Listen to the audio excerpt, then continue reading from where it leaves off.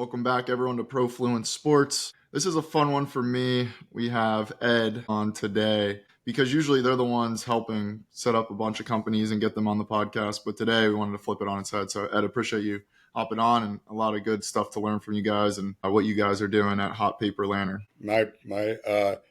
Totally appreciate being here, Andrew, and it's a lot of fun. Thanks. So let's start here. Just give people a quick 60-second overview, who you guys are, what you're doing, your tie to sports, before we get too much into the weeds of everything. So Hot Paper Lantern, we are in a lot of ways growth advisors. We're an agency that does brand development, marketing, communications, and we have a real niche with a lot of startups, both in the iGaming, sports betting space. We also do a lot in the sports NIL space. But I've worked with so many startups over the years that I kind of understand what key elements are necessary with a lot of them. So that's a big part of what we do. Yeah, and give us just, you as well being a founder and starting this, what was the origin story for you? What was the opportunity you saw? Why did you start HPL yourself? Yeah, we were actually, I had been co-CEO of a much larger company, and we saw an opportunity to spin off about 8 years ago to create our own entity that was part of focusing in on this area of sports, but it was also part to really dive into what them was, how does digital really help companies?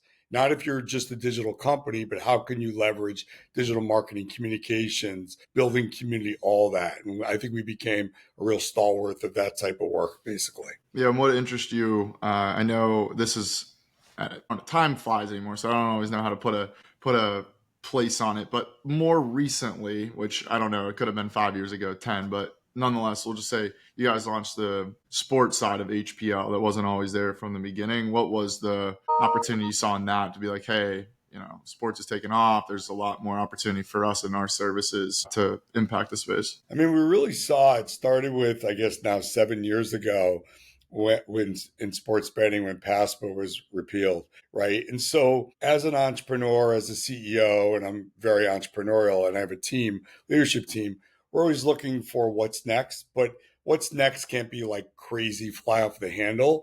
And we were looking for, is there an area of growth that, number one, it's going to grow because of massive regulatory change. Number two, those companies that are entering it or coming into it need what we offer. And number three, there's no necessarily ownership of a lot of competitors there at this point. And so we saw that as a great entree in. And what we typically do is a lot of research, not just to understand the companies, but to understand who they care about, the sports bettors. So we actually did a ton of research and fed that back to our clients and prospects, and that got us into the market. We've expanded into other areas of sports, but the point I always look for is, because it takes a lot of time, a lot of money, a lot of investment away from everything else, as you know, being an entrepreneur too. So if you're going to go into this, you got to go in full throttle, but you also got to understand what the risk rewards are. And you got to make sure that you're giving it the best you can give to succeed, which isn't always easy. And how are you guys studying the markets, or how are you determining there's enough, just like a founder building a startup saying betting, they'll be like, hey, here's the total addressable market. Like, I believe this is big enough if we get X users, blah, blah, blah. How do you guys look at a space, sports as a whole, but then as you go, now you're doing more in NIL. I believe you guys are looking more into youth sports. Like, what are the research components, or what makes you go, okay, there's enough here now? Half a dozen variables. A couple of them I mentioned. Is there, because of massive change, it doesn't have to be regulatory, it could be something else, bringing so many more parties, potentially billions and billions of dollars into this market? What's the problem at hand? In the NIL market, the large university athletic departments, even the biggest ones, are like, how are we going to afford this? How are we going to afford to pay all these players? So you have hundreds and hundreds of vendors and companies who are coming in to create solutions for them. That creates a lot of chaos. It creates a lot of people talking about a lot of things, and it creates confusion. Where we come in is helping these companies, one, set themselves apart by how they communicate who they are, their value proposition, their brand. And number two, then how we go build their identity so that they can become stronger, get into more leads, sell more, do things the right way. And our personal connections. And I also kind of work on the investment side where I help companies sometimes with ways they can reach investors. Those connections also allow us to make the right introductions as we're building their identity, their growth, their leads. So for us, going back to what you said, do we see that real opportunity exist? Do we see from a pure dollars and cents, we're a money making company as well, that those type of companies pay what we need to be profitable, being a good running business?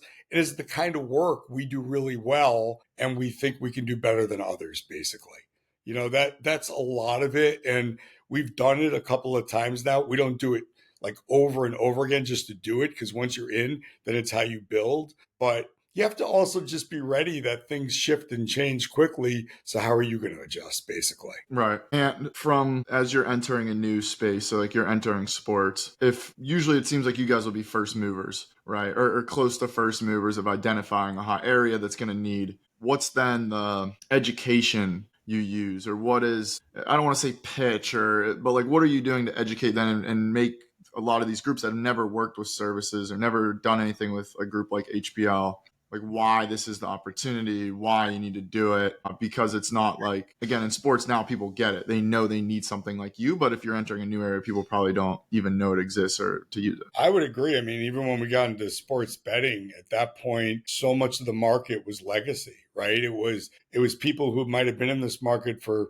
10 years, 15 years, and there wasn't a lot of money then, so they would never even think of using this type of service, even if they needed it. So what you have to equate it to, and what we've done is, first of all, understanding their business goals. I know it sounds obvious, but truly understanding those goals and what they need to do that year in their first phase or in their second phase. And the goal may not be always, I need to get X amount of customers or revenues.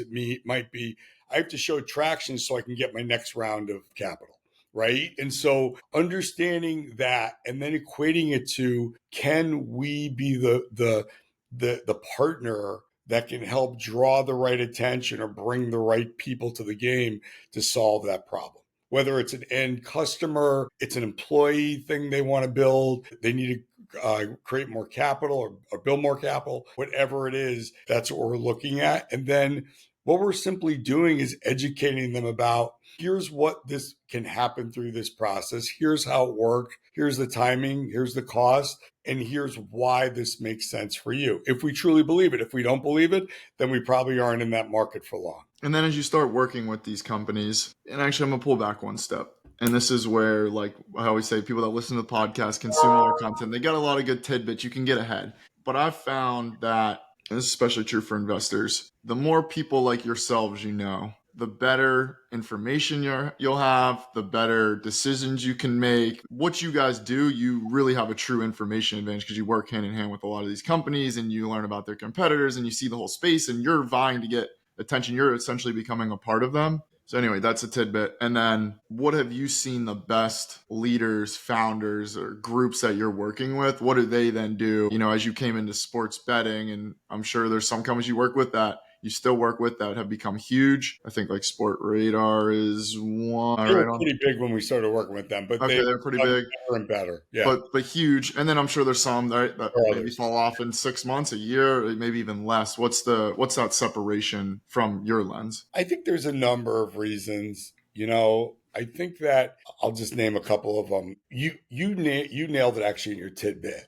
You have to take a deep 360 lens approach of the marketplace. You can't go in. I've seen as an example companies that might be in like the fantasy space, and they're like, "Well, we have this great, really cool fantasy product, and we're raising X amount of capital. Can you help?" And it's like, okay, there's about 1,100 other fantasy products out there, and so I know you think yours is great, but when you go to investors, they've seen one after the other after the other. So you really have to tell the story in a distinct way that's going to show why you're unique, why your model's going to work, how you're going to make money, et cetera, or you're just another also ran basically. Or they come into the market and they see that what they did in an adjacent market works so well. It's a natural because now this market might be going through something similar, but it's a whole different group of personalities and past experiences of people who aren't necessarily used to dealing with that.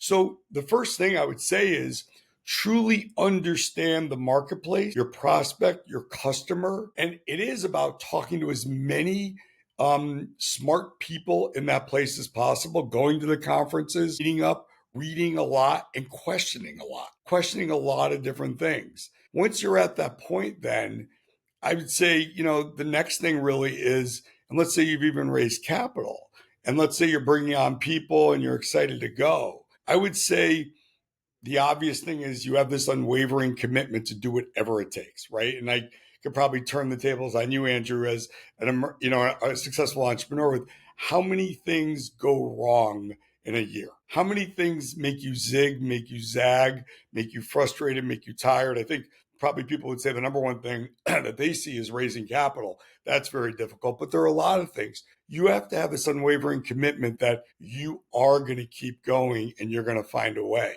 I would say another thing that's just really important is that you start with a mission and you try to stay true to that mission in terms of what you want to do. But your model is going to shift based on market conditions, based on different strategies working, based on regulatory change, based on clients not liking your product and they're not buying into it. And it might not because the product's bad, but because it really doesn't have the value proposition to make them pay A, B, or C. So what do you do? And some of the more successful startups we work with have figured out a way. Their mission stays the same, but they literally have zigged and zagged to where they finally have a model that works really well. Yeah, there's a lot to unpack. There are some really good things in there, Ed.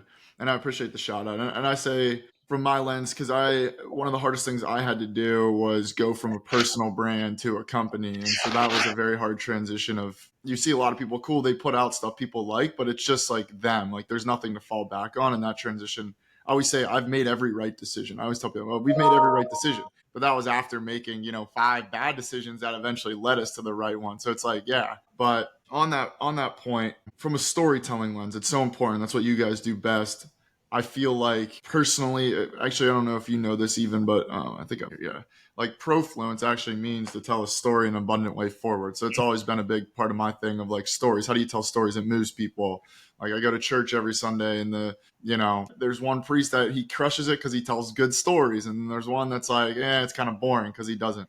How do you view those frameworks and how do you help these companies? Again, if there's 1,000 of the same, and even if one stands out, what makes that story better? What moves people to write the story? What moves investors to move on it? What moves employees to work harder? What moves partners to partner with them, right? I'd say storytelling is so important. But within storytelling, there's a couple of points. There are a lot of people out there that can tell great stories, that are charismatic, that are sales driven, etc.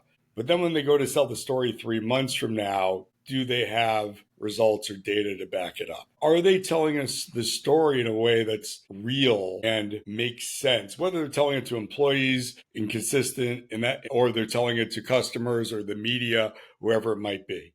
And really understanding what's real and why that story fits in nicely and can make sense is really important. Some of the more successful CEOs do understand that. So it's never getting lost in this kind of, you're in a room by yourself and you're just thinking through things and you're like, I know what I need to say. You're bouncing this off a lot of people. And it's the same thing as getting all your data points and understanding it and understanding what you want to do. I would say consistency is another thing. We represented early on, I'll never forget this, to give you some examples. If you remember a company called Monkey Knife Fight, and we helped them. I'm proud to say Nick Sulsky. Nick was just on the podcast. He's doing the curling stuff now. Yeah, so go ahead. He's been hugely successful, and his partner, CEO Bill Asher, and they were unbelievably talented at storytelling. What we worked with them on was how we were going to tell a consistent story based on what the model is moving towards over and over and over again. Their employees got it. And any key stakeholder out there got it. And it was how they communicated. And that resonates, and that's what builds a reputation and also is what builds trust. So the storytelling is important, and you want clearly a spokesperson, usually it's your CEO or president, who can really tell that story. But there are things when times get tougher, you have to zigzag left or right. That's when realism comes in. And your mission might be the same where you're going, but you have to explain why you move left or right, basically. And it has to come across as very sincere. And we focus a lot from the external storytelling, growing, what you guys doing, taking a company external. When you look at it from an internal lens, how do you help companies, or well, it's really going to be the founder, CEO, or whoever's really leading you? How do you now turn it internal, right? A Sport Radar, they're huge. To tell their story external kind of does itself. It happens a little bit itself, and you guys pour some fire, some juice on it, some gas on the fire. But internal, they have thousands of employees. What is now in reverse that storytelling, or that, whether you're a founder and now you're going from, you just raised your Series A round and now you got to go from 5 employees to 20 or whatever it is. What's the differences? It's a little open ended. It's not like a pure question, but what is that from an internal versus external? They're really the same fundamentals in a lot of ways, whether you have 20 employees to 2,000. It just becomes that much more complex with 2,000 people, the channels you use, how often you communicate, who communicates, etc. But the reality is you are there to lead and to build trust by leading, good times or bad times. And building trust is about not being it's not about things are awesome for 9 months and you're communicating every month all the great things. All of a sudden you fall off a slide and you've gone down 30% and now there's no communications, right? People are starting to wonder. It's also not about telling them what you think they want to hear.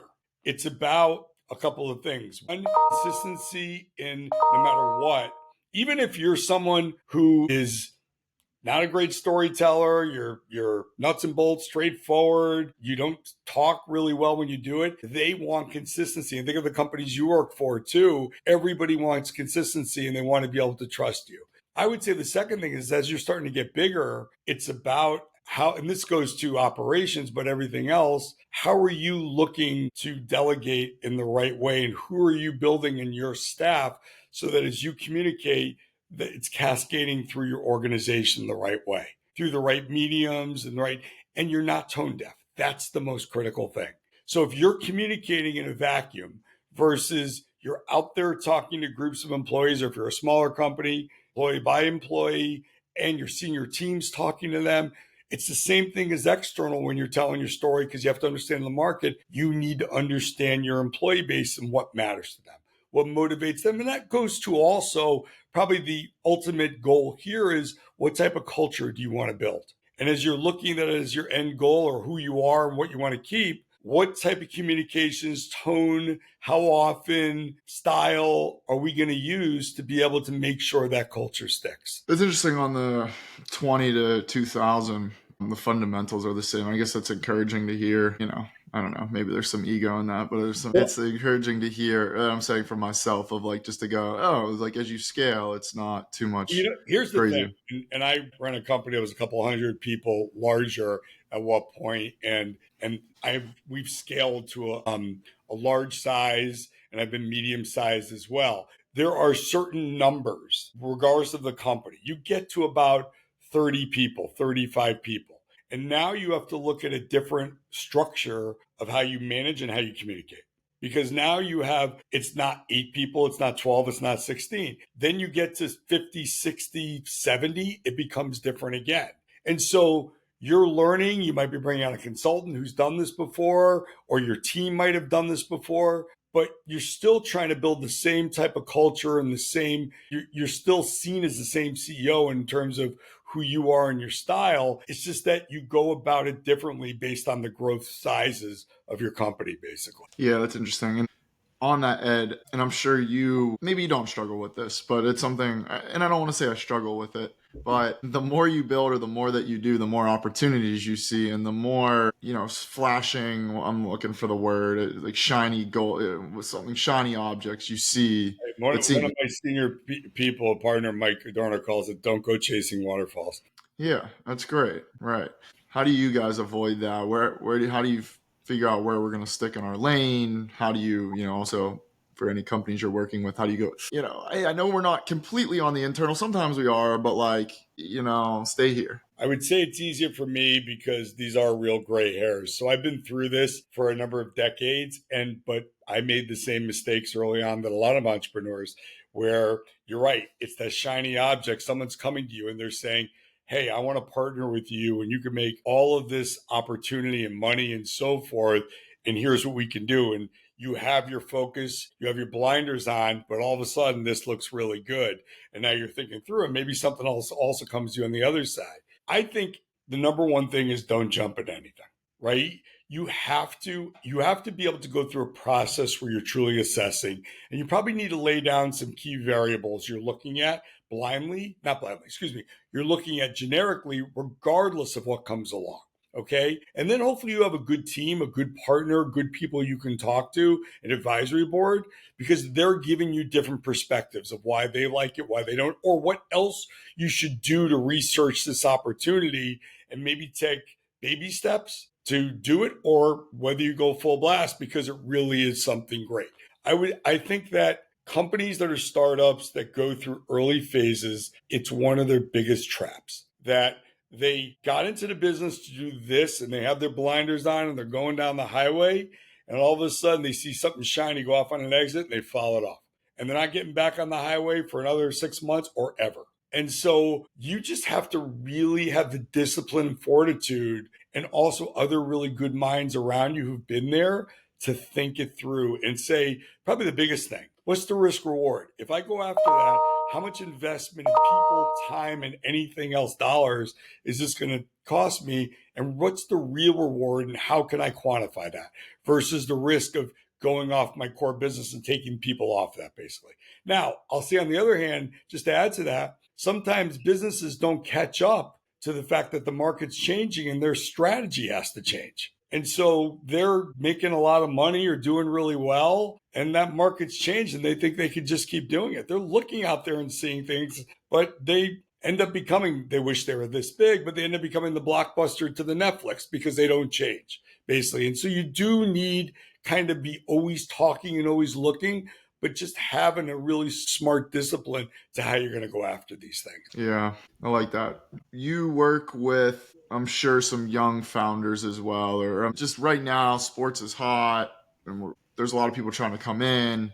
They see the opportunity, whether it's youth sports to NIL to whatever. How do you bridge that gap, or how do you get more experience, or how do you go and be able to put yourself in the room or the lot and be respected and trusted? What, I don't even really know how to word it or phrase it. Like, I feel like me personally, I've done a decent job of it because you can visibly see a lot of like the network or whatever. But I get a lot of other people that ask me that question a lot. And so I don't really know how to answer it because I'm still in the same position. So what is yours on that side? And it is a mix of probably some of the things you help Well, with what you do. I know you, Andrew, so not to do this just because you're interviewing me, but the bottom line is a lot of what younger people need to do and show is a lot of what you've done and what you were Mm-hmm. doing. First of all, they need to be mature. They need to be mature and really professional in terms, and that mixes with some smarts and some savvy. And it also mixes with a personality that shows humility and is confident, but is out there wanting to pick up and learn and take from other people, because there's no one who's whatever 25 or 26 or even 30 who knows it all. You know what I'm saying? It just doesn't happen. I'm still learning, but at my age. But the bottom line is you need to be willing to, number one, how you interact with people, how you look at things, and how you go about talking and making decisions show that plenty of young people, or people who are young, who have done really well because they're able to do that. I think second Yeah. of all, it's kind of what I just said, just to reinforce it. It's like, bring on good people, bring on advisors who you Mm. trust. It could be official advisors or not. If you're only hiring someone, 2 or 3 senior people, make sure they fill gaps that you have. It could be in a vertical, or it could be in a maturity level or a skill set, but it's got to be something. And then I would, some of the best people I've heard, they're super smart, smarter than I am. They get it. They found something. They could really be doing something, but it's how they are able to learn and show they want to learn. And you're connected to all of this. If you think about the number one thing a young CEO has to do is raise capital at first. And think about serious, wise, professional institutional investors. They see the wrong thing in a young person. They're already skeptical, right? Because they come in there in any ways if they're VCs because they know what the odds are, but they see the wrong thing in a young person. They just kind of want to get off that Teams right there or that Zoom.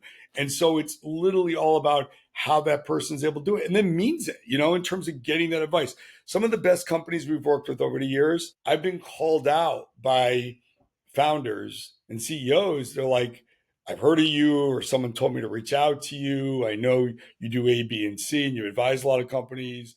I'd love to have lunch. And then I find out as we're talking, this person's got a lot going for him or her, and there's a lot of opportunity in the model. And I'm like, sure, I'd be happy to help out. It might even be my agency. It might be me being an advisor, And those people, they haven't always been hugely successful, but they made it to a certain point and they will be successful in life, whether it's with this business or something else, basically. Yeah, it's like creating the.